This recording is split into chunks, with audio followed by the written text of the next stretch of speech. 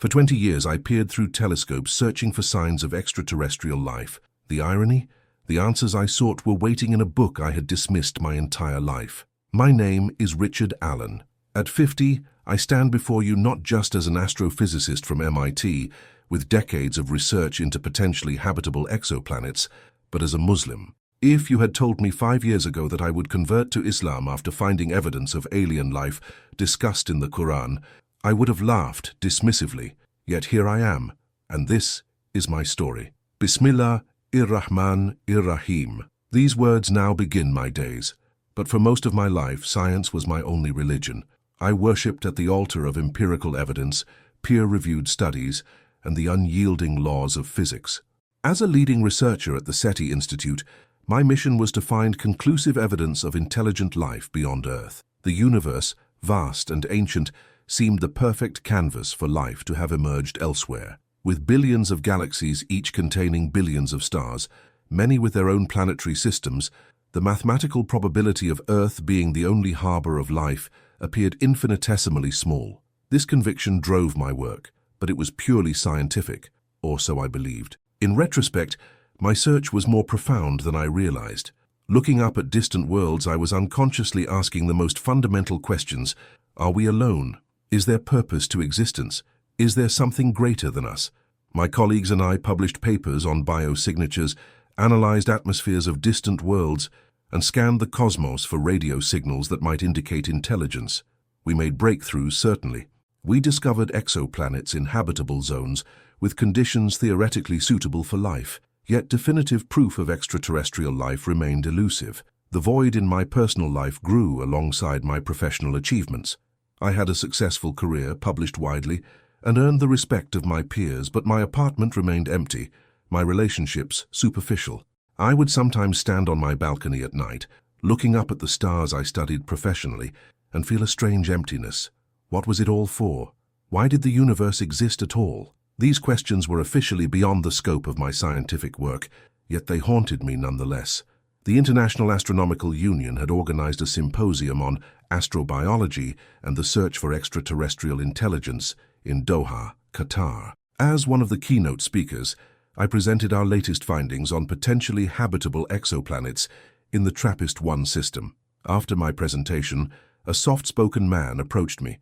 With a neat beard and calm demeanor, Dr. Mahmoud Ibrahim introduced himself as both an astronomer and an Islamic scholar, a combination I found peculiar at the time. "Dr. Allen," he said, "your search for extraterrestrial life is fascinating. Have you ever considered that the Quran addressed this possibility 1,400 years ago?" I remember chuckling dismissively. I wasn't aware ancient religious texts concerned themselves with astrobiology. His response wasn't defensive, but inviting. The Quran speaks of Allah as Rabb al-Alameen, Lord of all the worlds, not just our world. It mentions creatures scattered throughout the heavens and the earth. I thought you might find it interesting from a historical perspective of humanity's contemplation of life beyond Earth. To be polite, I accepted the English translation of the Quran he offered me. I had no intention of reading it. It was merely a courtesy to a gracious host country. That night, unable to sleep due to jet lag, I opened the book, expecting to skim a few pages before dismissing it. The first words I read were, "Praise be to Allah, Lord of the worlds." Al-Fatiha, 1-2, worlds, plural. My curiosity, dormant but suddenly awakened, pushed me to continue reading. What began as casual reading to overcome insomnia became an intellectual awakening. Several verses stood out with striking clarity, and among his signs is the creation of the heavens and the earth, and the living creatures that he has scattered through them, and he has power to gather them together when he wills. Ash-Shura 42:29. This verse hit me like a meteorite. Here was a text, composed in the 7th century, explicitly stating that living creatures are scattered throughout the heavens, not just Earth. The implication was clear. The Quran was describing extraterrestrial life. Then I encountered, "We have honored the children of Adam, and carried them on land and sea, and provided them with good things, and favored them over many of those we created." Al-Isra 1770. The phrase "many of those we created" suggested humans hold a special but not exclusive position. If humans were favored over many of God's creations, not all, then logically other creations exist that might rival or surpass humanity in certain aspects. He has created things you do not know about. An-Nahl 16-8. This simple yet profound statement acknowledged the limitations of human knowledge while affirming the existence of unknown creations. With each verse, my skepticism gave way to wonder. The Quran wasn't making definitive scientific claims about alien biology or civilization. It was establishing a cosmic framework compatible with a universe teeming with life. I found myself reading about Allah as Khalik, the creator, and Badiham, the originator, who continuously creates without cessation. The concept of God as an ever-creating force resonated with my understanding of the universe as dynamic and evolving. The more I read, the more I realized this wasn't merely about aliens. The Quran was presenting a coherent cosmology where Earth is but one stage in a vast cosmic theater. As a scientist, I couldn't simply accept these interpretations without rigorous analysis. I began researching the historical context of these verses, consulting both Islamic scholars and fellow scientists. I learned that renowned 14th century scholar Ibn Taymiyyah had proposed the concept of the perpetuity of creation, arguing that Allah's creative power is continuous and eternal, and thus other creations before, after, and simultaneous to humans were not just possible but probable. This wasn't a modern reinterpretation to accommodate scientific discoveries. It was a theological position held centuries before the first telescope was invented. I cross-referenced these Quranic concepts with our current scientific understanding. The Drake equation, formulated by astronomer Frank Drake in 1961, attempts to estimate the number of active, communicative extraterrestrial civilizations in our galaxy. Recent refinements of this equation, incorporating data from NASA's Kepler mission, suggest potentially billions of habitable planets in our galaxy alone. The Fermi paradox, the apparent contradiction between high probability estimates for extraterrestrial civilizations and the lack of contact, had always troubled me. But the Quranic framework offered an intriguing perspective. What if these civilizations exist, but are separated not just by space but by divine wisdom? If Allah willed, He could have gathered them together. Ash-Shura 42:29 suggested the current separation might be intentional. Even more compelling was how these verses aligned with emerging theories in modern cosmology. The concept of the multiverse, that our universe might be one of many, has gained traction among theoretical physicists. When the Quran speaks of worlds in plural form, could it be hinting at this cosmic plurality? The verse, "Have they not considered the realm of the heavens and the earth and everything Allah has created?" Al-A'raf 7:185, seemed to encourage exactly the kind of cosmic exploration my career was dedicated to. I found myself at an intellectual crossroads. The book I had expected to contradict science was instead offering a cosmic perspective that encompassed and expanded my own. This discovery threw me into profound turmoil. If the Quran contained such insights about cosmic life and creation, concepts that modern science was only beginning to confirm, what else might it contain? What other truths might I have been dismissing? My colleagues noticed the change in me. I became quieter in discussions, more contemplative. During one department meeting about funding priorities for our next SETI project, I found myself questioning our approach. What if, I ventured cautiously, the evidence we're looking for isn't just in radio signals or atmospheric biomarkers, but in patterns that suggest purpose? The room grew uncomfortably silent. Dr. Kaplan, our department head, furrowed his brow. Purpose implies intent, Richard. That's veering dangerously close to intelligent design theory. I'm not talking about discarding empirical methods, I clarified. I'm suggesting that our framework might be too narrow. If life is widespread throughout the universe, as many of us believe, perhaps we need to consider broader questions about why it exists at all. The pushback was immediate and intense. I was accused of going soft and letting mysticism cloud scientific judgment. That night, I sat in my office staring at the stars through my window. For the first time in my career, I felt a strange sense of peace amid the professional conflict. The universe no longer seemed like a cold, indifferent expanse, but a deliberately crafted reality with meaning and purpose. I began meeting secretly with Dr. Ibrahim, who had remained in contact. He patiently answered my growing list of questions, not just about aliens in the Quran, but about Islamic cosmology, theology, and practice. In Islam, he explained, science is not separate from faith, but an expression of it. When you study the cosmos, You're studying Allah's ayat, His signs. This concept transformed my understanding of my own work. What if my lifelong search for extraterrestrial intelligence wasn't just scientific curiosity, but a spiritual journey? What if the wonder I felt looking at distant stars wasn't just awe at their physical properties, but an unconscious recognition of divine craftsmanship? The turning point came when Dr. Ibrahim shared another verse with me. Or were they created by nothing? Or were they the creators of themselves? Or did they create the heavens and earth? Rather, they are not certain. At Tur 52:35-36. This verse articulated the philosophical problem I had been grappling with, the issue of ultimate origins. The universe's existence demanded an explanation, and all scientific explanations eventually reached a point where they could go no further. The Quran was addressing this very limitation. 6 months after the Doha conference, I found myself sitting in a small mosque in Boston. My hands trembled slightly as I prepared to publicly declare what my heart and mind had concluded after rigorous intellectual struggle. Ashhadu an la ilaha illallah wa ashhadu anna Muhammadan Rasulullah. I bear witness that there is no deity but Allah, and I bear witness that Muhammad is the messenger of Allah. With those words, spoken in halting Arabic, I embraced Islam. The news spread quickly through academic circles. Prominent astrophysicist converts to Islam, cites aliens in the Quran, read one particularly sensationalist headline. My inbox filled with messages ranging from congratulations to concern to outright condemnation. A senior colleague whom I'd respected for years wrote, "Richard, I'm worried you've allowed the pressure of unsolved questions to push you toward irrational comfort. This is the intellectual equivalent of giving up." I replied, "On the contrary, I haven't given up the search, I've expanded it. The Quran doesn't provide all the answers, it invites us to seek them. The difference is that now I see purpose in that search." Some research partners distanced themselves. Grant applications faced unexpected scrutiny, yet for every closed door, new ones opened. I received invitations to speak at institutions eager to explore the intersection of faith and science. Muslim students in STEM fields reached out, finding in my story permission to embrace both their religious identity and scientific passions. One young physics major wrote to me, "Dr. Allen, I've been hiding my prayer mat in my dorm closet, afraid my professors would think less of me.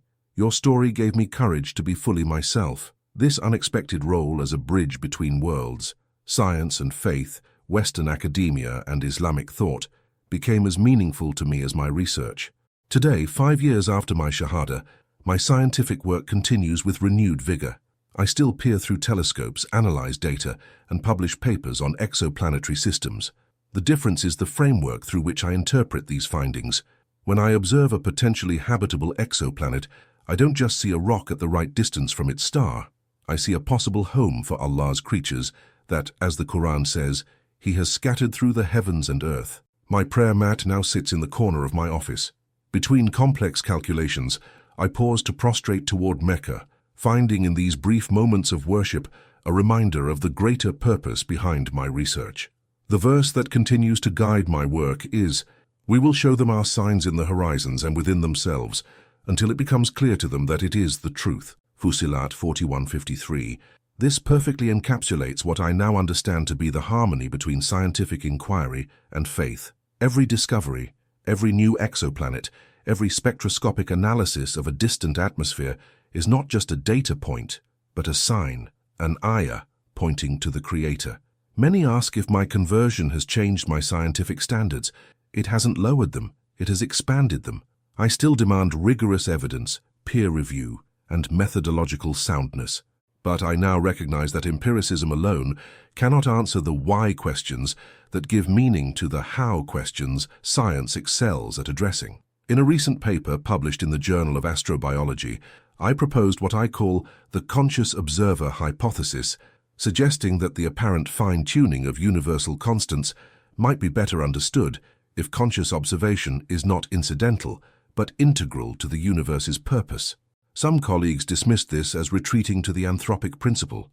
Others, however, recognized it as a fresh approach to long-standing questions in cosmology.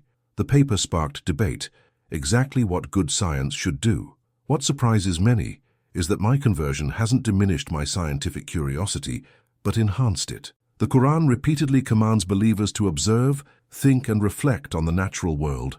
Verily, in the creation of the heavens and the earth, and in the alternation of night and day, there are signs for those of understanding. Al-Imran 3:190. This divine encouragement to study creation gives cosmic significance to scientific work. Far from being a distraction from worship, my research has become a form of it. Recently, I led a research team analyzing atmospheric spectra from potentially habitable exoplanets. During our team meeting, a young researcher asked why I seemed so calm, despite the pressure of impending publication deadlines. Because, I replied, whether or not we find biosignatures on this particular planet, we're uncovering truth either way. And in Islam, truth is not something to fear, but to embrace wherever it leads. This perspective has transformed not just my scientific work, but my entire life. The stress that once drove me to anxiety medication has given way to a profound sense of purpose.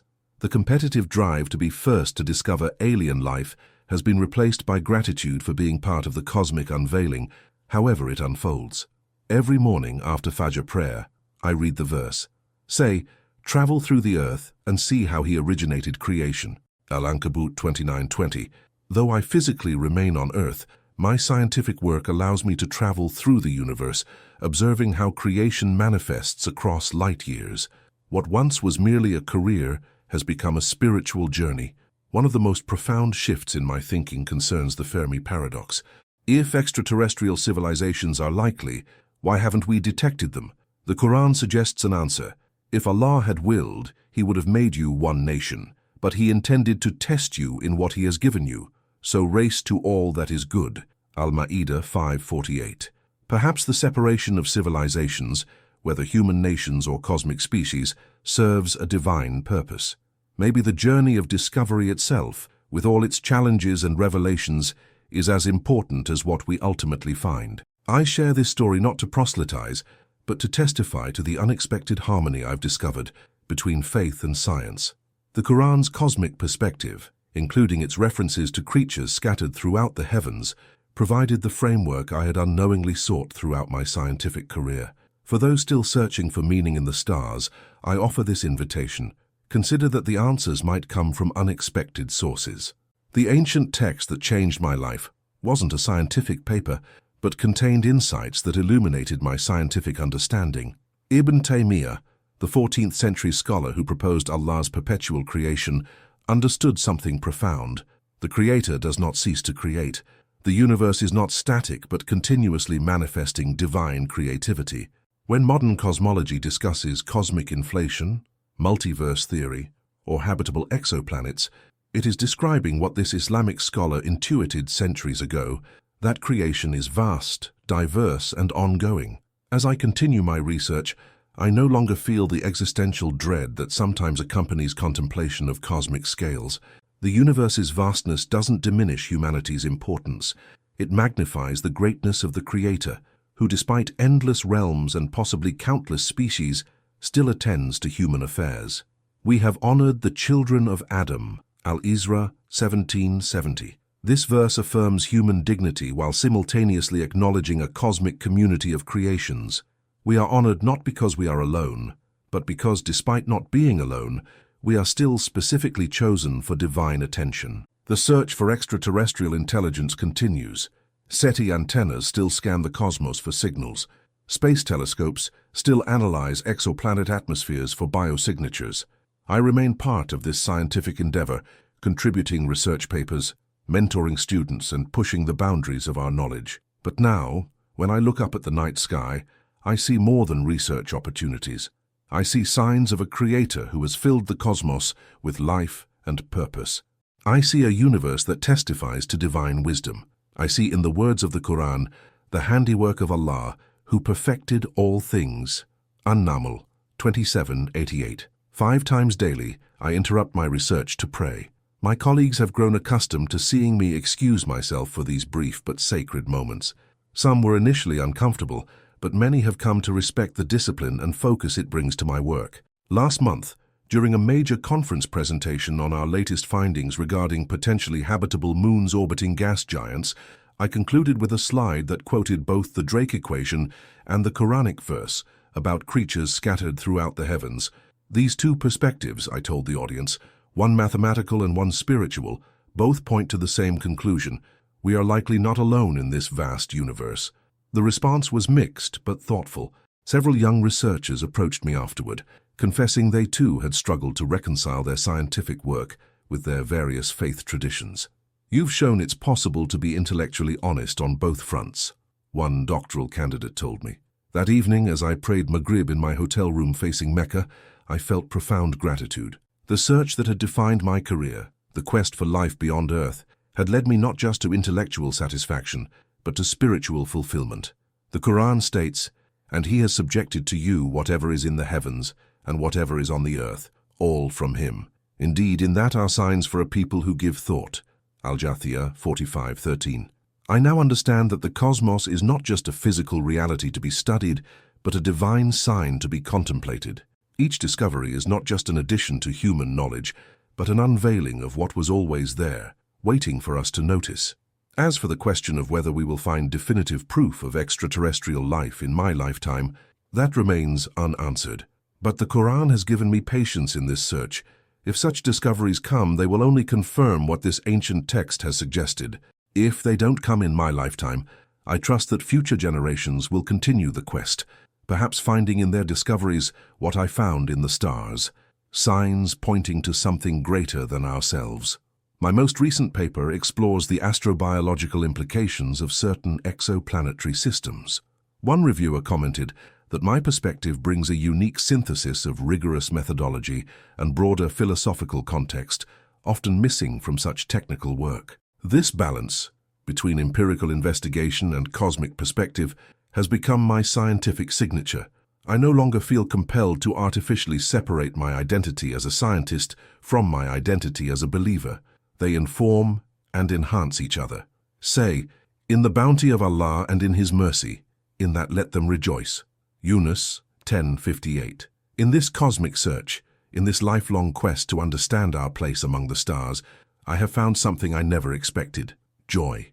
Not just the satisfaction of scientific discovery, but the profound joy of recognizing purpose in that discovery. For those still searching, whether through telescopes or sacred texts or both, I offer this final thought: the universe is more meaningful, more purposeful, and more alive than we have dared to imagine. And perhaps, in the words of the Quran, there are indeed signs for those who reflect. Az-Zumar 39:42. Whether you're watching this from America, Europe, Asia, or anywhere on Earth, remember, we all share the same sky. And those same stars that prompted my journey might be calling to you as well, inviting you to look beyond the physical light to the source of all light. As the Quran beautifully states, Allah is the light of the heavens and the earth. An-Nur 24:35. Peace be upon you all. Assalamu alaikum wa rahmatullahi wa barakatuh.